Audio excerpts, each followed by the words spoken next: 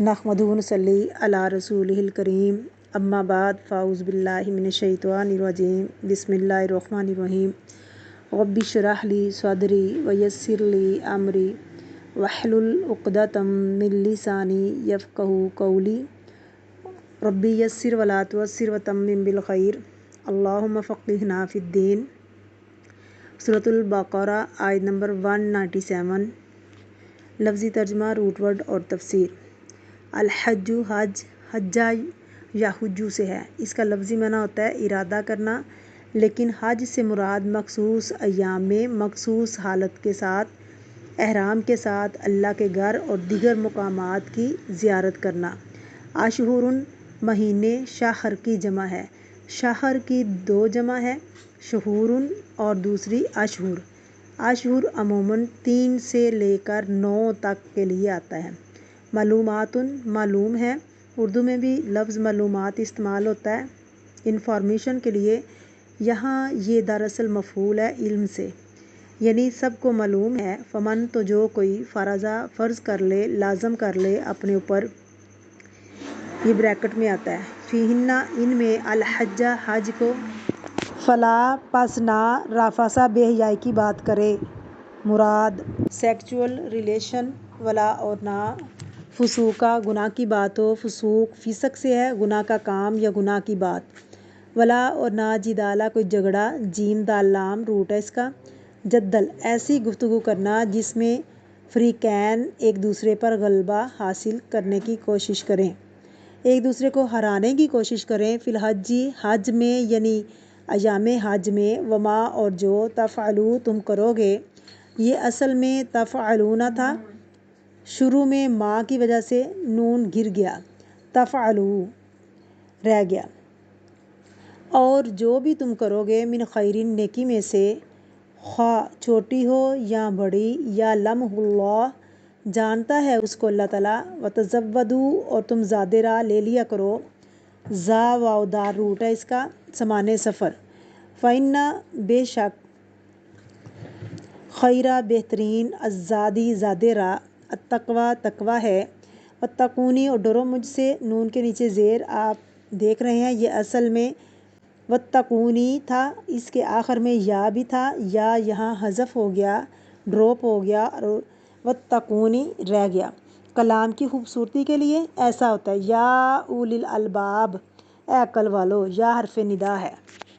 بسم اللہ الرحمن الرحیم۔ تفسیر 5 پلر آف اسلام۔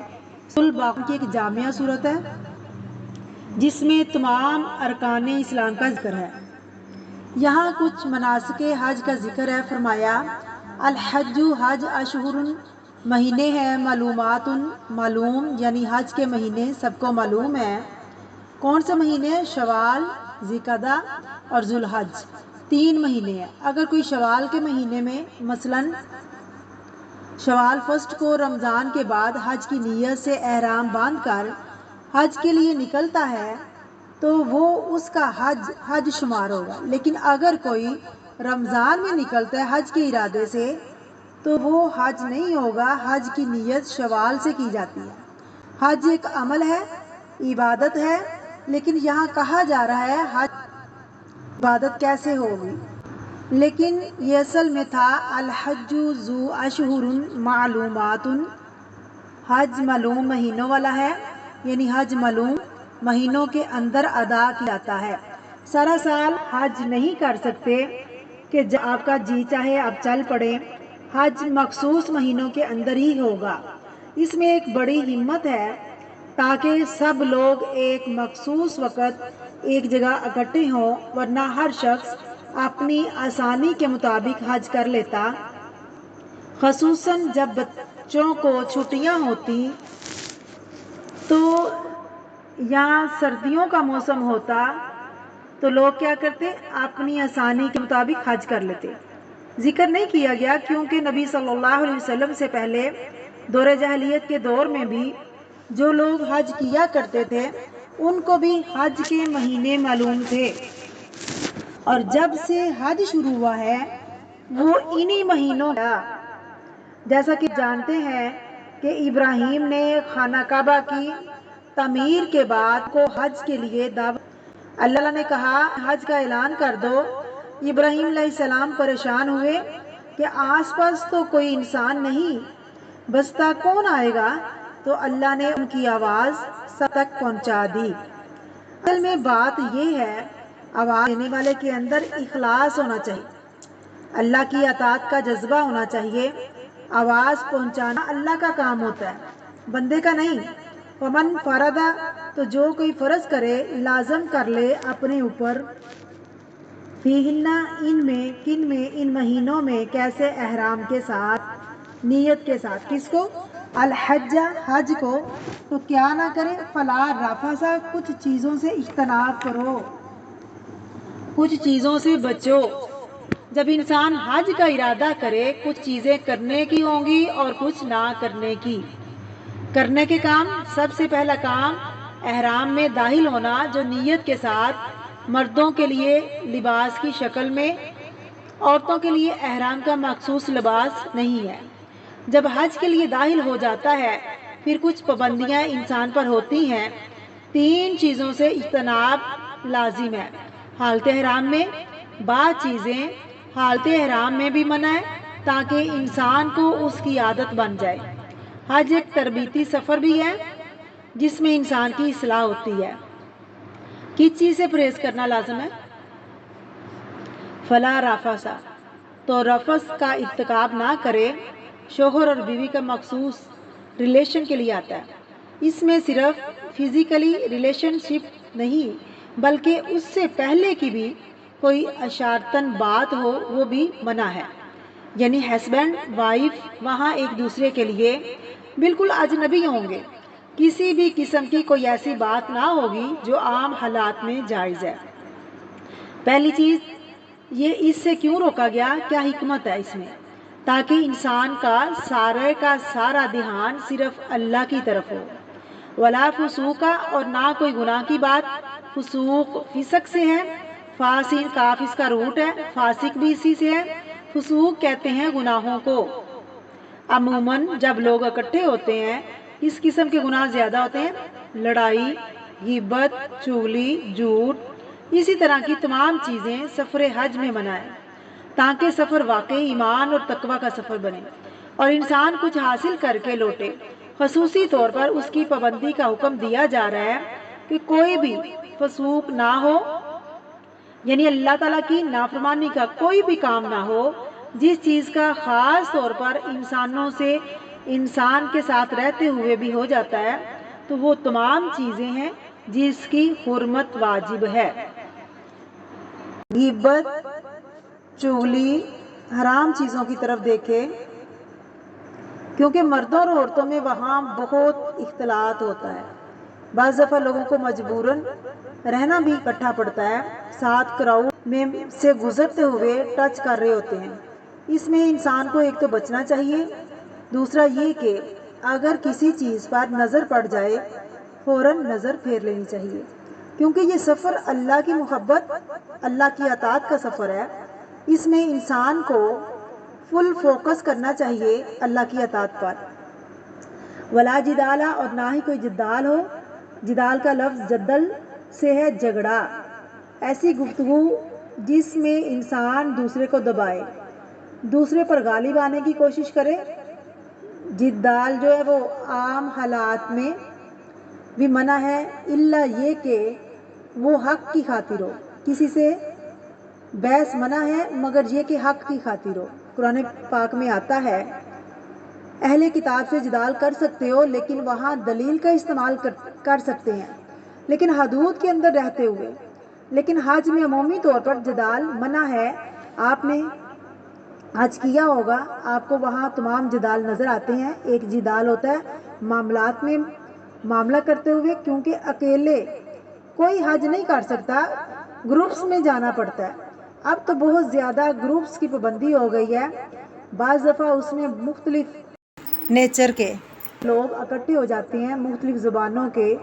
جب آپ کو کسی کی زبان سمجھ نہیں آئے گی تو سیدھا بھی الٹا کرے گا، پھر جھگڑے کا خطرہ زیادہ ہوگا۔ اس طرح مناسک کی ادائیگی کے طریقے میں جدال، شاید ہی کوئی وہاں سے بچ کر نکلتا ہو۔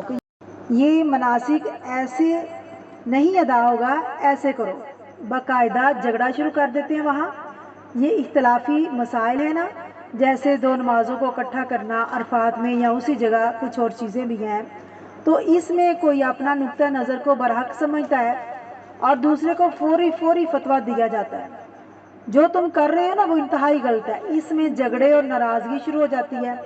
جس سفر میں جدال کو ہائی لائٹ کیا گیا کہ جدال نہ کرو، اسی میں جدال ہو رہا ہے۔ پھر اسی طرح روزمرہ کے معاملات، مثلاً پانی پر جھگڑا، واش روم پر، وضو پر بہت رش ہوتا ہے۔ ہر کوئی چاہتا ہے کہ پہلے اس کو موقع ملے۔ آب زمزم پر، کھانا خریدنے پر جھگڑا، حجر اسود پر جھگڑا، سب سے بڑا جھگڑا خود اللہ کے گھر کے ساتھ، باقاعدہ وہاں تو ہاتھا پائی بھی ہو رہی ہوتی ہے۔ حرم پر بیٹھے ہوئے جدال، یہ میری جگہ تھی، نماز کے وقت خاص طور پر جدال، ہر طرف جدال ہی جدال نظر آتا ہے۔ تو جب آپ آئندہ حج کا ارادہ کریں تو حج جو ہے اس کی نیت جدال فری حج کریں، گھر سے نیت لے کر چلیں کہ جدال نہیں کرنا۔ اوپر جو 3 چیزیں بتائی گئی ہیں، پہلے سے لوگ یعنی جو رافضہ ہے اس سے بہت بچتے ہیں، دوسری کا کم خیال کرتے ہیں، یعنی فسوق بہت کم خیال کرتے ہیں، اور تیسری جدال میں تو پڑھ کر ہی رہتے ہیں۔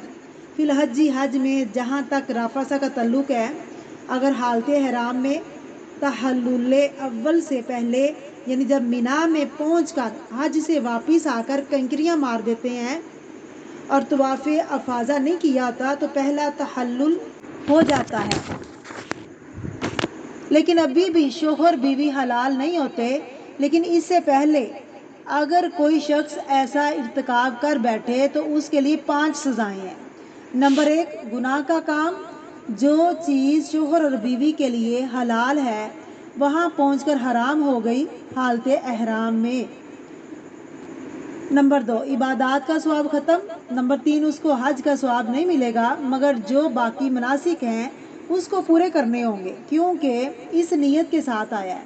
نمبر 4، اس کو دوبارہ حج کرنا ہوگا، حج کی قضا دینی ہوگی کیونکہ اس نے حج میں خرابی کی۔ نمبر 5، فدیہ بھی دینا ہوگا۔ فدیہ کیا ہوگا؟ 1 اونٹنی ذبح کرنا، تو وہاں کے جو فقیر ہوں گے ان پر بانٹی جائے گی۔ یہ کب ہے؟ جب تحلل اول سے پہلے ایسا کوئی تعلق ہو۔ اگر تحلل ثانی سے پہلے کرو، یعنی تحلل اول کے بعد احرام کھول دیا جاتا ہے، بال کٹوا لیے جاتے ہیں، اب بھی صرف طواف کرنا باقی ہے کیونکہ اس کے ساتھ سب مناسک پورے ہوتے ہیں۔ ایسی صورت میں اس کو حلق راس کا فدیہ دینا ہوگا، جو پیچھے گزر چکا ہے کہ حالت احرام میں اگر کوئی بال منڈوا لے تو اس کو کیا فدیہ دینا ہوتا ہے۔ 3 چیزیں تھیں، نمبر 1 روزے، نمبر 2 قربانی، نمبر 3 مسکین کو کھانا کھلانا، یعنی 3 روزے، 6 مسکین کا کھانا کھلانا اور 1 بکری ذبح کرے، ان میں سے کوئی ایک چیز کرے۔ فسوق گناہ کی بات، اس کا تو کوئی کفارہ نہیں، لیکن اس کی سخت توبہ کرنی چاہیے انسان کو اور اللہ سے ڈرنا چاہیے، ورنہ اس کو حج کا وہ ثواب نہیں ہوگا جو اس کو ملنا چاہیے۔ یہ صبر کا سفر ہے، جیسے روزہ صبر کے ساتھ تھا اسی طرح حج بھی صبر کے ساتھ سفر کرے۔ اس صبر کا حصہ ہے کہ انسان کو کسی سے کوئی تکلیف پہنچی تو ذکر نہ کرے، کیوں؟ اس مصیبت کو چھپائے، اپنے اللہ سے لو لگائے، پھر دل سے یہ چیزیں نکل جاتی ہیں۔ صبر رب کا حکم ہے، اللہ کا حکم سمجھ کر کہ فسوق نہیں کرنا مجھے، تھوڑا سا صبر کرے تو تکلیف بھی دور ہو جاتی ہے۔ اس صبر کا نتیجہ یہ ہوتا ہے لڑائی بڑھتی نہیں، اور وہ شخص جس کو معاف کیا ہوتا ہے اس کے اندر بھی پھر نرمی آ جاتی ہے۔ اور تیسری چیز جدال، اس کا بھی کوئی کفارہ نہیں۔ لیکن اگر ایسا ہو جائے انسان فوری طور پر معافی مانگے، جس شخص سے جدال ہو اس سے بھی معافی مانگے، اور جو شخص جس مقصد کے ساتھ وہاں جاتا ہے وہ تینوں چیزوں سے بچ جاتا ہے۔ وما تفعلوا، اور جو بھی تم کرو گے، من خیرن، نیکی میں سے چھوٹی ہو یا بڑی، یعلمہ اللہ، وہ جان لے گا اس کو اللہ، نہ کرنے کے کام یہاں 3 بتائے گئے، لیکن کرنے کے کاموں کی لمبی فہرست ہے۔ جو بھی نیکی کرو گے من خیرن، یعنی خیر من خیرن ہے یہاں خیر میں سے، خواہ وہ صدقہ خیرات ہو، خواہ کسی کی مدد ہو، خواہ کسی کو کچھ سکھانا ہو، خواہ کسی کی تکلیف دور کرنا ہو، کیونکہ نیکی کرنے کے بے شمار مواقع ہوتے ہیں حج کے موقع پر۔ ایک طرف آپ حالت احرام میں مسلسل عبادت میں، پھر آپ لوگوں کا خیال بھی رکھ رہے ہوتے ہیں، سفر کے ساتھیوں پر خرچ بھی کر رہے ہیں، کسی کو کھلا رہے ہیں، کسی کو پلا رہے ہیں، کوئی بیمار ہو گیا اس کا خیال کر رہے ہیں، کسی کو سہارا دے رہے ہیں، یہ سارے خیر کے کام ہیں۔ تو من خیرن اللہ تعالیٰ ذرے جتنی نیکی کو بھی ضائع نہیں کرتے۔ سارا کا سارا دھیان انسان کا نیکی کی طرف رہنا چاہیے۔ جو نیکی کرے گا اسے کسی ظلم کا خوف نہ ہوگا۔ جب انسان نیکی کرے کسی پر احسان نہ کرے، کیا سوچ کر کرے؟ یا لمح اللہ، اللہ جانتا ہے اس کو، کیونکہ ہم سب اللہ کی نگاہوں میں ہیں۔ آپ جب نیکی کر رہے ہوں، کوئی نہ دیکھ رہا ہو، فوراً سوچئے اللہ مجھے دیکھ رہا ہے۔ وتزودوا، اور زیادہ راہ لے کر نکلا کرو، خالی ہاتھ نہ نکلو، اپنا سامان سفر ساتھ لے لو۔ عبداللہ بن عباس کی روایت ہے کہ اہل یمن کا حال یہ تھا کہ جب وہ سفر پر نکلتے تو کہتے ہم اللہ پر توکل کر رہے ہیں، اللہ کے مہمان ہیں، اللہ ہی کھلائے پلائے گا۔ وہاں جا کر لوگوں سے مانگنا شروع کر دیتے تو اس سے یہاں روکا گیا کہ نہیں، یہ تو توکل کے خلاف ہے کہ اپنا سامان ساتھ نہ لے کر نکلو، کیونکہ حج تو ہے ہی اس کے لیے جو اسباب سفر ساتھ لے سکے یا اپنی ضروریات کو پورا کر سکے۔ اس میں کیا کیا چیزیں آتی ہیں؟ زاد راہ میں کھانا، سواری، لباس اور نفقہ۔ نفقہ سے مراد چھوٹی موٹی ضروریات جس کی ضرورت پڑتی رہتی ہے، کیونکہ سفر پر جب آپ ہوتے ہیں تو کچھ خرچے جو ہیں وہ ان نون بھی ہوتے ہیں، ایسی ضروریات پیش آ جاتی ہیں، لیکن اتنا بھی سامان ساتھ نہ لے کر جائیں کہ اٹھانا مشکل ہو، کیونکہ کچھ لوگوں کا حج کی تیاری میں سارا دھیان سامان کی طرف ہوتا ہے اور وہ باقی تیاری نہیں کرتے۔ اس لیے فرمایا فَإِنَّ خَيْرَ الزَّادِ التَّقْوَىٰ، بہترین زاد راہ تقویٰ ہے۔ فوراً دھیان بانٹنا، ادھر نہیں ادھر بھی دیکھو، تقویٰ ساتھ لے کر چلو، کیونکہ تقویٰ دل کی غذا ہے، کھانا پینا جسم کی غذا ہے۔ جسم کو آرام ہوگا، جسم کو آرام ہو تو انسان کی روح کو بھی آرام ہوتا ہے۔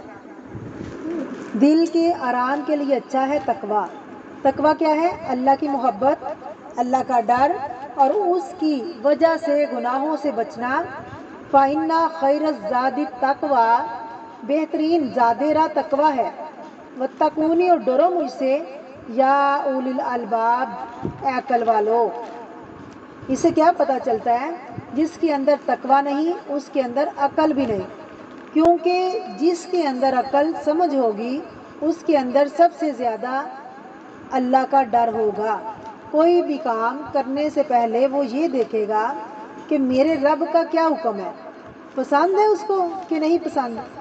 زندگی کے ہر معاملے میں کانشیس ہو جائے گا۔ یہاں یہ بھی پتہ چل رہا ہے تقویٰ کا تعلق عقل سے ہے، شعور سے ہے۔ تقویٰ کسی ظاہری حالت کا نام نہیں، ایک مخصوص لباس کا نام تقویٰ ہے، مخصوص حرکات کا نام تقویٰ ہے، رب کی معرفت کا نام، رب کی پہچان کا نام ہے، کیونکہ جب تک انسان اللہ کو نہیں پہچانتا اس کی محبت کا حق بھی ادا نہیں کر سکتا، اللہ سے ڈرنے کا حق بھی ادا نہیں ہو سکتا۔ کسی بھی چیز کی حقیقی محبت تب ہو سکتی ہے جب آپ اس کو جان لیتے ہیں۔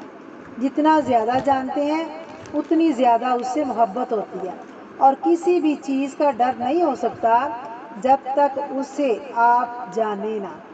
جب آپ کسی چیز کی حقیقت جان لیتے ہیں اس سے اتنا ہی زیادہ ڈرتے ہیں۔ مثلاً بہت سی میڈیسن کے سائیڈ افیکٹ ہوتے ہیں، جو نہیں جانتے ہوتے وہ مسلسل کھاتے ہیں، لیکن جو جانتے ہوتے ہیں وہ ان کو دیکھ کر ہی ان سے دور رہتے ہیں اور کہتے ہیں جو کھاتے ہیں نا وہ اپنے آپ پہ ظلم کر رہے ہیں۔ اس لیے اللہ رب العزت نے فرمایا وَاتَّقُونِ یا اُولِی الْأَلْبَابِ، اے عقل والو اللہ سے ڈرو۔